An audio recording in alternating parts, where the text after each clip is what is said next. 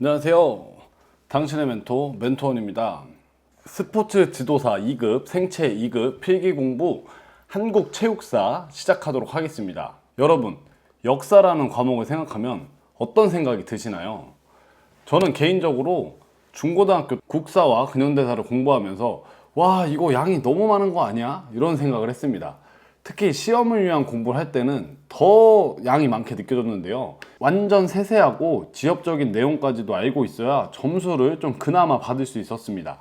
그래서 이 한국체육사가 굉장히 부담으로 다가왔습니다. 여러분도 그렇게 느끼실 수도 있을 거예요. 이 한국체육사가 역사라는 과목이기 때문에 너무 부담스럽게 느껴지실 수도 있는데요. 정말 다행인 건 이 체육사에서는 그렇게 양이 많지 않습니다.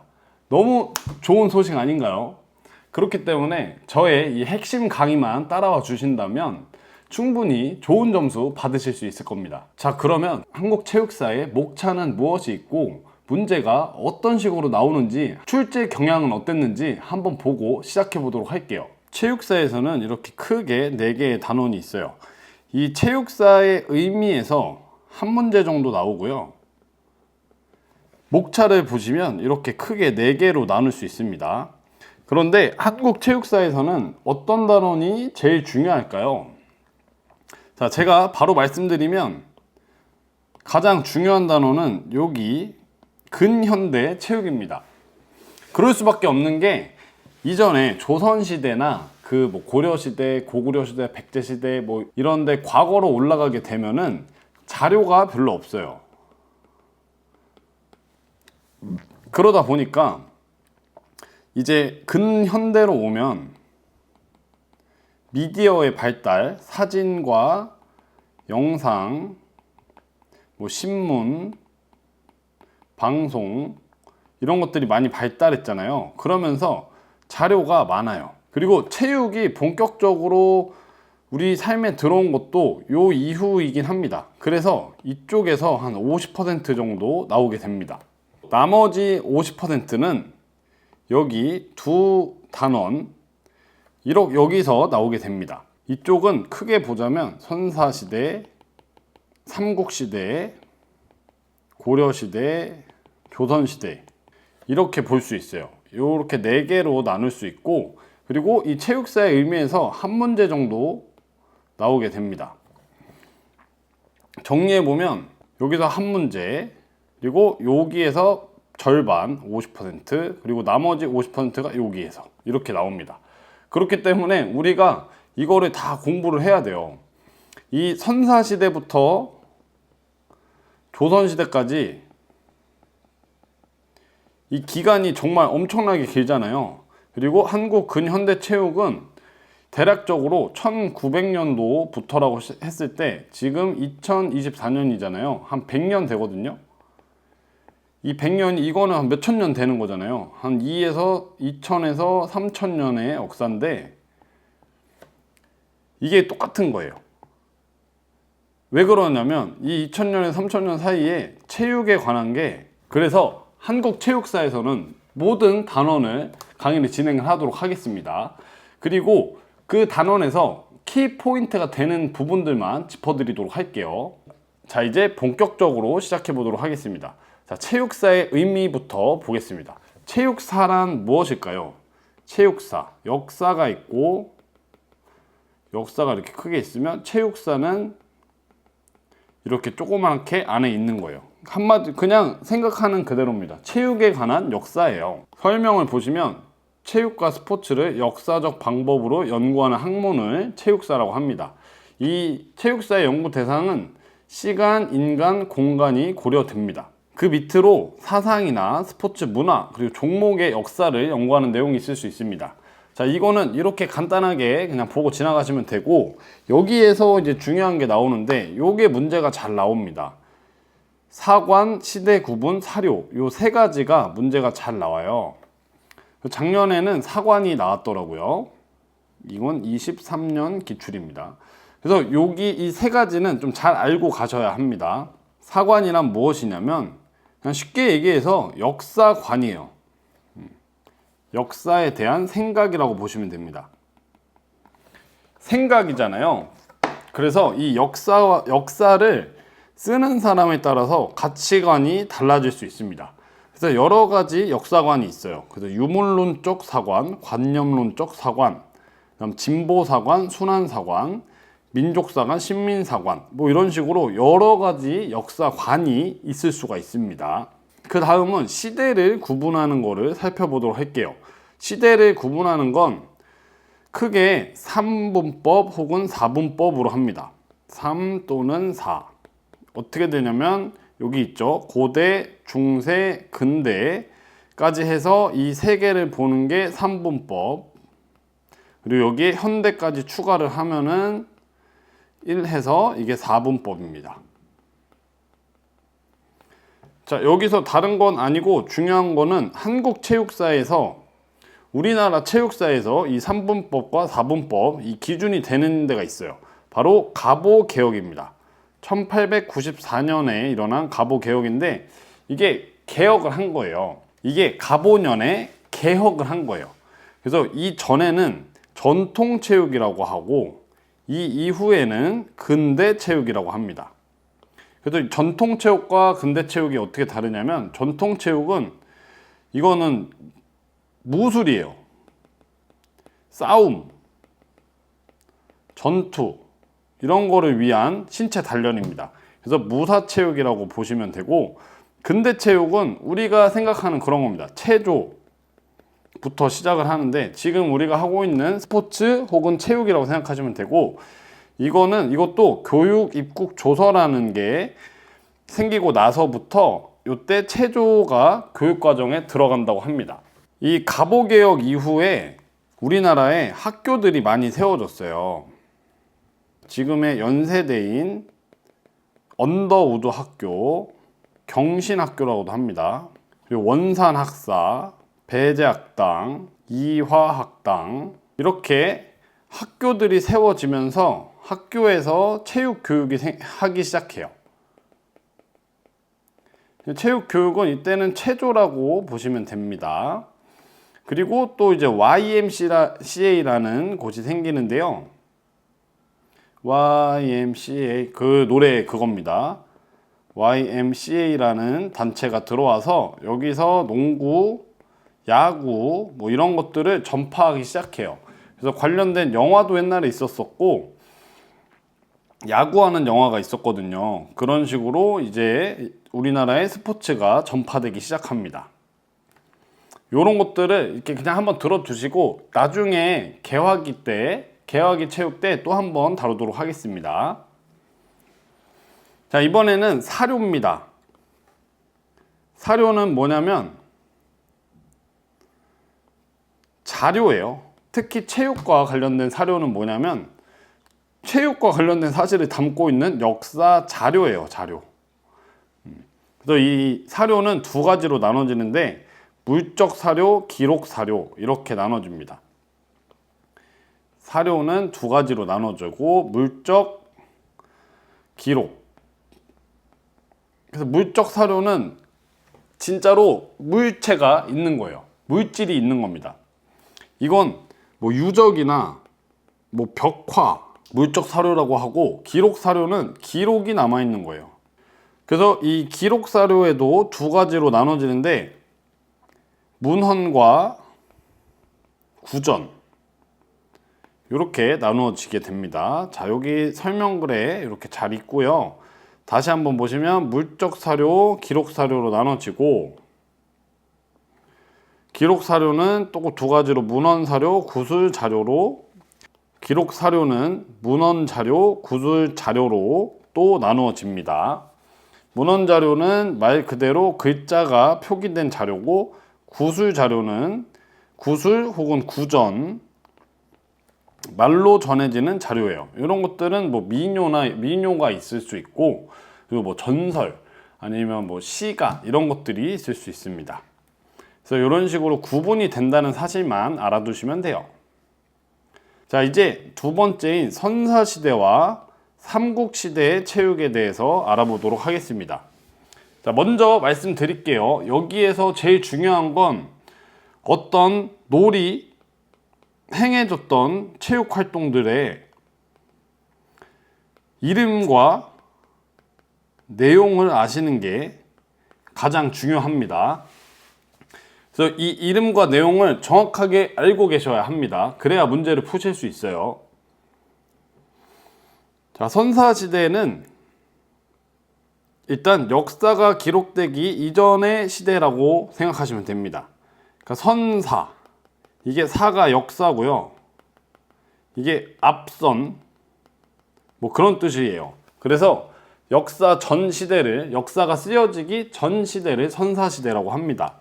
이 선사시대 때가 어떻게 보면 제가 생각하기에는 원시시대인 거예요. 글자라는 게 없던 시대이기 때문에 약간 어떤 문명이 발달하기도 힘들었을 거고, 왜 원시시대라고 생각하냐면 이 문자가 없었기 때문에 내가 가지고 있는 기술이나 노하우 같은 걸 후대에 전달하기가 매우 힘들어요. 말로 전달할 수밖에 없는데 이 말로 전달되는 게 약간의 변형들이 계속 일어나잖아요. 이 말이 정확하게 전달되지가 쉽지 않거든요.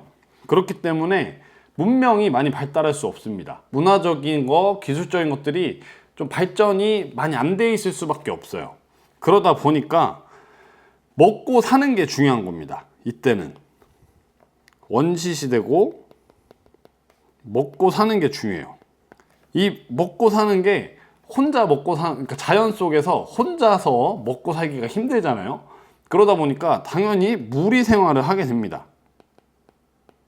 이 무리 생활은 시족 단위로 무리 생활을 하게 돼요. 아무래도 내가 난 자식, 나의 부모님, 나의 형제, 자매 뭐 이런 사람들하고 더 가까이 있을 수밖에 없잖아요. 그래서 씨족 사회로 무리 생활을 하게 될 겁니다.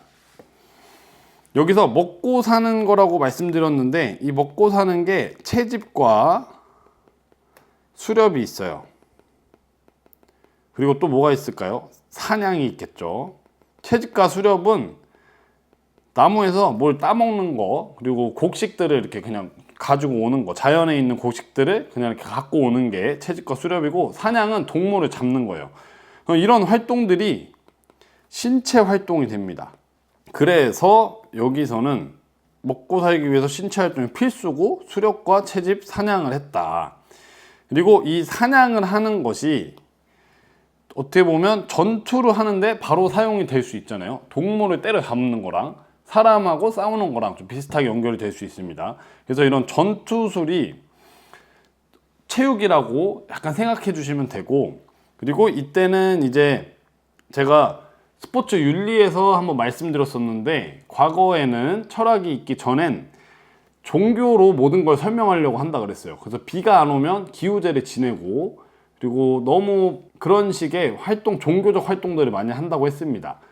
여기서 애니미즘과 샤머니즘이 여기서 나오고요. 그리고 이거는 이때 제사를 지내기 위해서 뭐 춤도 추고 노래도 부르고 뭐 하잖아요. 그런 것들이 체육활동, 무용이라고 볼 수도 있는 겁니다. 마지막으로 이 원시시대 때는 뭔가 성인이 되려면 성인식을 치렀어요. 성인식이 어딘가에 혼자 가가지고 뭘 오거나 아니면 뭐 산에서 며칠 있다 오거나 그런 건데, 그런 것들도 체육활동의 하나로 봅니다.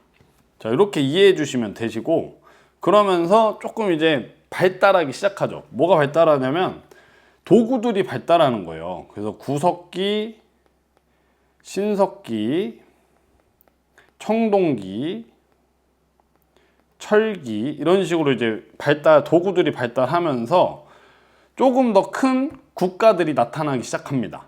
그래서 이제 이때 부족 국가의 시대라고 하고, 요때는 이거는 대충 요때쯤이라고 생각하시면 돼요. 뭐 고구려, 부여 뭐 그런 시대 있잖아요. 고구려, 부여, 신라 요때쯤이라고 생각해 주시면 됩니다. 그래서 삼국사기가 있었던 그런 시기라고 생각해 주시면 되고, 이때는 활쏘기가 아주 중요했습니다. 그래서 삼국사기에도 활쏘기와 관련된 기록이 나온다고 합니다. 자, 이때는 제천의식이란 걸 했는데요. 이게 뭐냐면 지금 여기 있는 5개, 요게 제천의식인데 이게 뭐냐면요. 이게 추석이에요. 추석이 돼서 그냥 제사를 지내는 겁니다. 행사를 하는 거죠. 추석 때 제사 또는 축제를 하는 거예요. 그거를 제천의식이라고 하고, 이 고구려에서는 동맹, 부여에서는 영고, 동해에서는 무천, 신라에서는 갑에, 마찬에서는 10월제라고 해서 이렇게 축제를 치렀다고 합니다. 요 5개는 좀 암기를 해주셔야 되는데, 우리 암기 과목에서는 약간 이야기나 이런 것들을 활용해서 암기를 해주시면 좋거든요. 그래서 제가 제안 드리는 거는, 자, 고동이와 부영이가 동무가 됐어요. 동무가 되어 마찬가지로 10월에 신라에 가. 자, 요렇게 좀 말이 안 되지만 요런 것 이야기를 만들어 봤습니다. 자, 고동은 고구려 동맹, 부영은 부여 영고, 부영입니다. 부여 아니고 부영. 고동이와 부영이가 동무가 되어, 동무는 동해의 무천, 그리고 이 마찬가지로 10월이 마찬의 10월제입니다. 그리고 신라의 가, 이게 신라의 갑입니다. 이게 사투리를 좀 섞으시면 좀 더 이야기가 완성이 되는데요.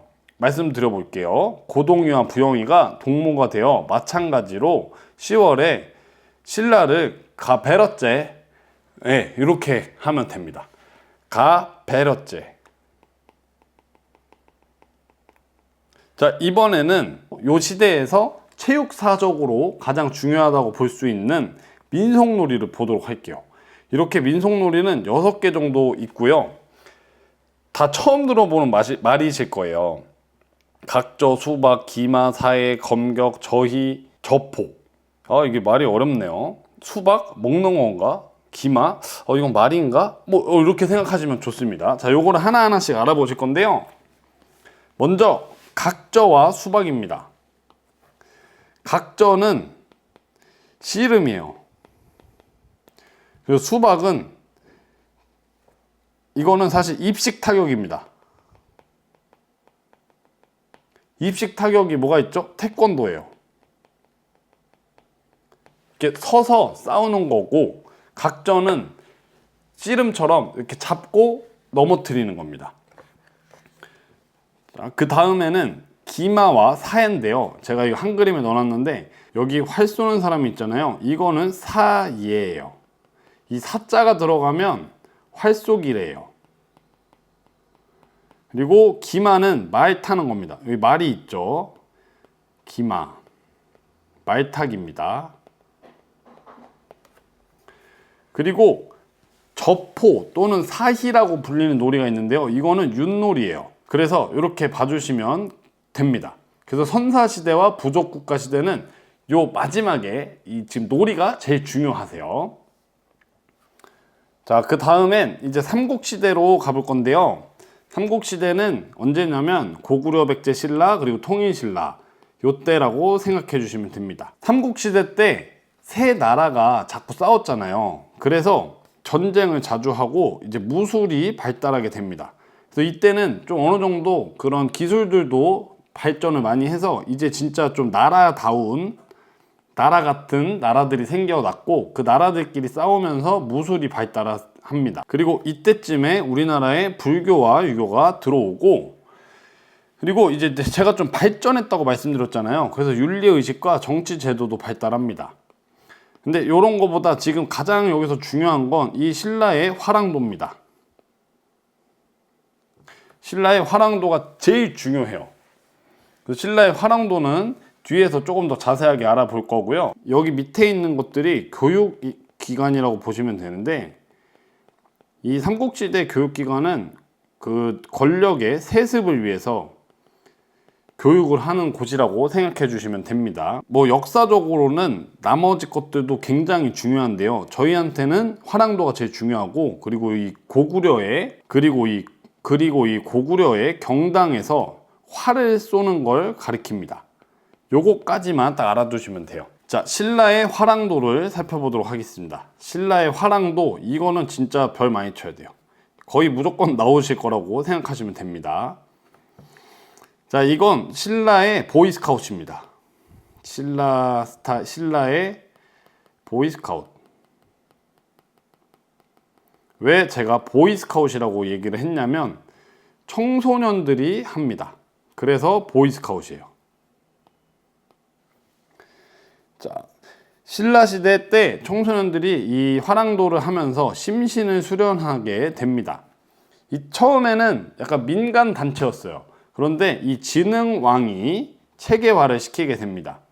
이 화랑이란 게 원래 무슨 뜻이냐면 화랑이 꽃처럼 잘생긴 남자라는 뜻이고요. 서태지와 아이들처럼 화랑과 아이들이 있습니다. 주인공은 당연히 화랑일 거고 이 아이들은 화랑을 따르는 사람들인데 낭도라고 부릅니다. 이 화랑이 어떤 사람들이 되냐면 화랑이 주인공이잖아요. 그래서 화랑들은 귀족들이에요. 진골인 이 신라시대 때는 신분제가 있었는데요. 그때 약간 왕실의 좀 높은 신분이 진골이었습니다. 그 진골들이 화랑이었어요. 이 화랑들은 어떤 식으로 교육을 했냐면 이 화랑들은 신체 단련을 위해서 무예와 놀이를 했고 그리고 전투를 해야 되니까 검술, 창술, 승마, 그러니까 말타기 같은 것도 연습을 했다고 합니다. 그리고 입산 수행이라고 진짜 보이스카웃처럼 산속에 들어가서 고행을 했다고 합니다. 이 시대 때도 산에 가면 조금 더 위험했을 거예요. 뭐 곰도 나타났을 거고 무슨 호랑이들도 있었을 수도 있고 그렇기 때문에 좀 위험했을 텐데 그런 데 가서 이 신체와 정신을 단련하는 거죠. 화랑도에서 이게 문제 보기에 나왔었는데 세속 오계라는 게 있습니다. 이렇게 자세하게는 안 나왔었고 이 이름이 나왔었는데 한번 나왔었기 때문에 우리는 이 내용을 좀 알고 가야 합니다. 사군 이충은 임금을 충성스럽게 섬기는 거고 사친 이호는 부모님을 섬기는 겁니다. 교우 이시는 믿음으로 벗을 사귄다고 하는 거고 임전무태는 빠꾸 없이 싸운다는 겁니다. 살생유택은 함부로 뭔가 죽이면 안 된다는 뜻이에요. 그래서 요거는 이렇게 한번 보고 가시고 이게 문제에 한번 나왔었고 이 세속오계는 화랑도라고 생각해 주시면 됩니다. 자, 화랑도에서는 체육 사상이 좀 있어요. 그래서 이렇게 5가지가 있는데요. 화랑들은 신체 미를 숭배했습니다. 약간 요즘에 보디빌딩 같은 거죠. 요때 당시에 기준으로 멋있는 몸이 있었을 겁니다. 그런 몸들을 숭배했고 그리고 심신 일원론적 체육관을 생각을 체육관이고 헬스장 아니고 생각을 가지고 있는 겁니다. 몸과 마음은 하나라서 이제 건강한 몸에 건강한 정신이 깃든다 이런 느낌이고요. 그리고 이때는 이제 전쟁이 많이 했잖아요. 그래서 군사주의적 체육 사상을 가질 수밖에 없습니다. 이 몸 이렇게 단련해서 뭐 할 거야? 이렇게 뒤에서 칼 찌르면 아 이거 안 되고 네. 그래서 국가가 전쟁을 하면은 거기 나가서 싸우게 되는 거죠. 이거 불국토 사상이라고 해가지고 이 부처의 땅 이때 불교가 많이 들어왔다고 했잖아요. 그래서 불국토 사상이라고 이 땅은 부처의 땅이다 이런 사상을 가지고 있었고 호연지기를 가지고 있었습니다. 역시 보이스카우트들이어서 호연지기를 가지고 있는 겁니다. 좋았습니다. 이제 삼국시대 무예가 또 있는데요. 이거는 말타는 기마술, 활 쏘는 궁술, 그리고 씨름인 각저, 그리고 수박, 입식 타격인 수박 이렇게 있었어요. 이거 앞에서 한 번씩 봤던 거고 자 여기서 저희가 오늘 이제 중요한 게 이렇게 나옵니다. 이 민속놀이가 여기서도 중요한데 이야 10가지나 있습니다. 제가 요거를 사진으로 좀 넣어놨거든요. 그래서 같이 한번 보시면서 좀 이미지를 보시면 좀 더 기억하기 쉬우실 거예요. 자, 축국 먼저 볼게요. 축국은 축구입니다. 그리고 석전은 이건 돌 던지기예요. 옛날 사람들은 진짜 빡세게 놀았어요. 이게 돌팔매질을 하면서 이게 물러나는 사람이 지는 거라고 합니다. 이건 약간 악과 깡을 키우기 위한 놀이가 아니었나 싶은 생각이 듭니다. 자, 그 다음은 방응이라는 게 있어요. 방응. 이거는 여기 지금 보시면 방응은 뭐냐면 얘네들을 보는 게 아니고 이걸 봐야 돼요. 여길 봐야 돼요. 얘가 뭐냐면 매거든요. 이 매로 사냥을 했다고 합니다. 그 붉은 매가 이때부터 있었던 거예요. 자, 그 다음은 투호라 그래서 요거는 초등학교에서 한 번씩 해보셨죠? 이렇게 촉촉 활 던져 넣는 거 그거고 그 다음에 이제 추천이라고 이거는 근해예요. 그다음 풍연은 연날리기.